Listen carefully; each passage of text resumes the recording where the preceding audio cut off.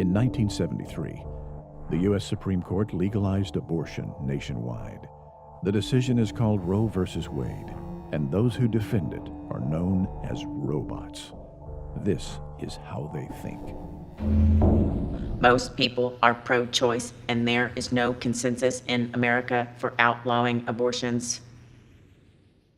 There has never been even one poll that showed majority support for the country's existing abortion-on-demand policy. At most, polls find that public support for abortion is limited to the hard cases only. Generally, this includes rape, incest, threat to the mother's physical life, and fetal deformity. Since even abortion industry studies show that only a tiny fraction of abortions are done for these reasons, this means that most Americans do not support most of the abortions that are actually done. The abortion lobby's own actions prove that their pro-choice majority rhetoric is a lie. If these people honestly thought that a majority of the public was behind their abortion-on-demand position, they would be steering the issue into the legislatures where public opinion is most powerful.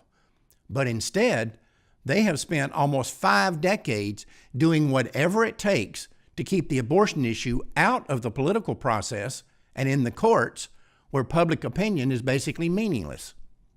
It should also be pointed out that if consensus is going to be the guiding principle behind the nation's abortion policy, that is just one more reason to support pro-life legislation.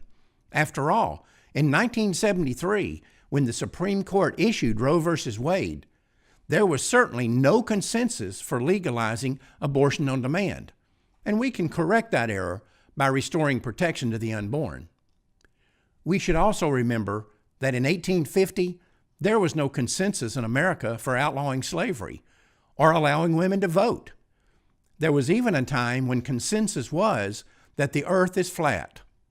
The fact is, world history is littered with examples where the word consensus simply meant that most of the fools and idiots were on one side of an issue.